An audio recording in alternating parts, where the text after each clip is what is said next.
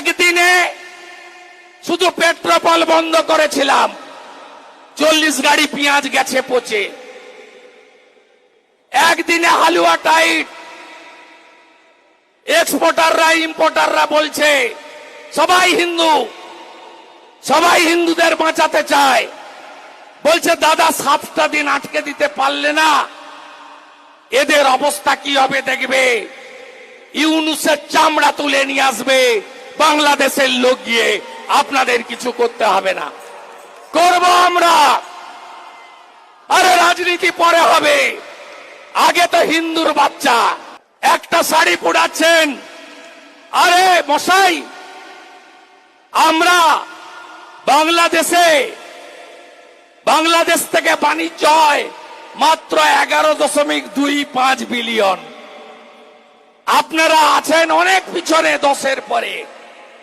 আমাদের অর্থনীতি আপনাদের উপর নির্ভর করে না। আর আমরা কি কি পাঠাই? কটন পাঠাই, আমরা ফুড ইন্ডাস্ট্রি অ্যানিমেল ফডার পাঠাই, আমরা এডিবল ভেজিটেবল পাঠাই, আমরা আলু থেকে, ডিম থেকে, পেঁয়াজ থেকে।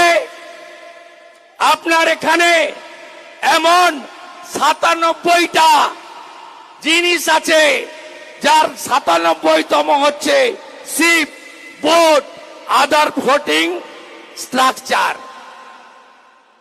নৌকো, লঞ্চের যন্ত্র, মেশিন, ওটাও ভারত দেয়। একদিনে শুধু পেট্রোল বন্ধ করেছিলাম, 40 গাড়ি পেঁয়াজ গেছে পচে। একদিনে হালুয়া টাইট। এক্সপোর্টাররা ইম্পোর্টাররা বলছে সবাই হিন্দু, সবাই হিন্দুদের বাঁচাতে চায়। বলছে দাদা 7টা দিন আটকে দিতে পারলে না, এদের অবস্থা কি হবে দেখবে। ইউনুসের চামড়া তুলে নিয়ে আসবে বাংলাদেশের লোক গিয়ে, আপনাদের কিছু করতে হবে না, করব আমরা। আরে রাজনীতি পরে হবে, আগে তো হিন্দুর বাচ্চা, আগে তো আমাদের সব হিন্দুকে এক হতে হবে। মহারাজরা বাঙালি হিন্দু বলছিল, কেন বলছিল? কারণ আছে। বাঙালি হিন্দুরা ঐক্যবদ্ধ হতে পারেনি, এখনো ঐক্যবদ্ধ হয়নি। ভাবছেন শ্যামপুরে মেরেছে, বাগনানে তো কিছু হয়নি। বাউরিয়ায় ঢিল মেরেছে, উলবেড়িয়ায় তো কিছু হয়নি। আরে বেলডাঙ্গাতে কার্তিক পুজোয় ভেঙেছে, কাটোয়া কালনায় কার্তিকের গায়ে তো হাত দেয়নি। তাই মহারাজরা বলছিলেন বাঙালি হিন্দু তুমি এক হও।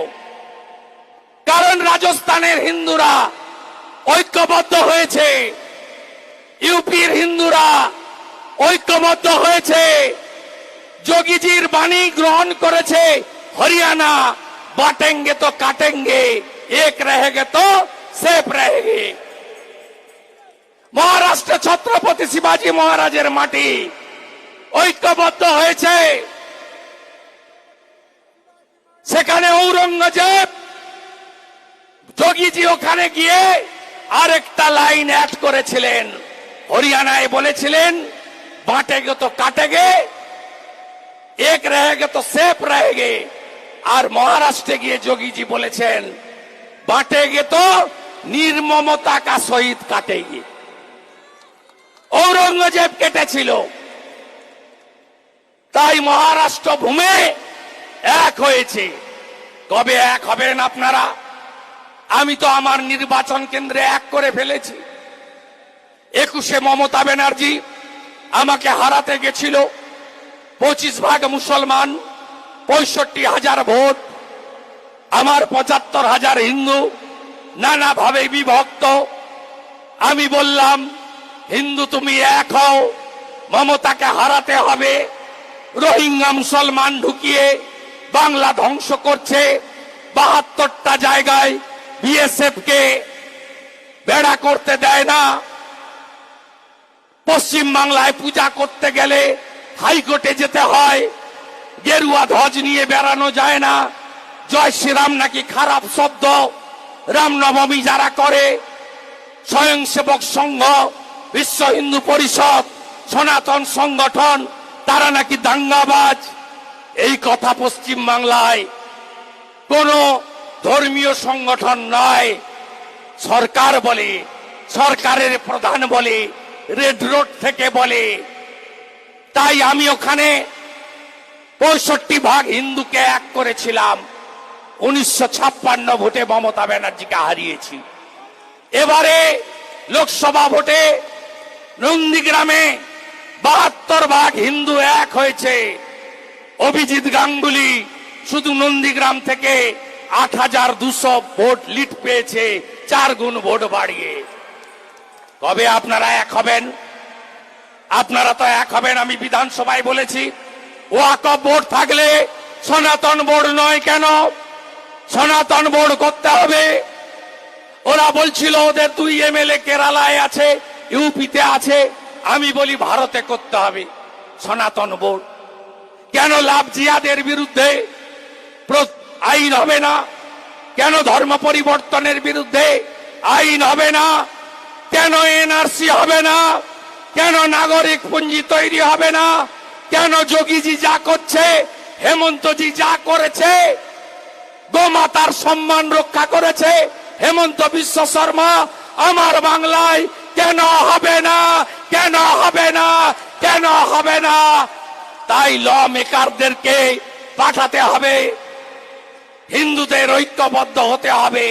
এ লড়াই চলছে, এ লড়াই চলবে। বেলা অনেক হয়ে গেছে, 1 গ্লাস জল দিতে পারিনি। 48 ঘন্টা নোটিশ, তাতে কলকাতার পার্শ্ববর্তী এলাকা থেকে এত মানুষ আপনারা এসে গেছেন। আমি প্রণাম জানাই আপনাদের, যারা সাহায্য সহযোগিতা করেছেন, চিরঋণী। মঠ থেকে, মন্দির থেকে সবাই এসেছেন। সনাতন সমাজ, সন্ত সমাজ, সনাতন সংস্কৃতি পরিষদ, নানা ধরনের প্রতিষ্ঠান থেকে রাজনৈতিক ব্যক্তিত্ব, নির্বাচিত প্রতিনিধি, আপনারা পেট্রোপোলে গিয়েছিলেন, আজকেও এসেছেন। আমি ব্যক্তিগতভাবে প্রণাম এবং কৃতজ্ঞতা জানাই। আগামীকাল 6 ডিসেম্বর সর্বত্র সূর্য দিবস পালন করবেন। সূর্য দিবস পালন করবেন। আগামীকাল বিকেলে কলকাতায় বর্ণাঢ্য মিছিল বেরোবে, আমি থাকবো। মিছিল শুরু হবে শ্যামবাজার 5 মাথার মোড়ে, শেষ হবে স্মৃতির মোড়ে। সূর্য দিবস পালন করবেন, 500 বছরের স্বপ্ন পূরণ।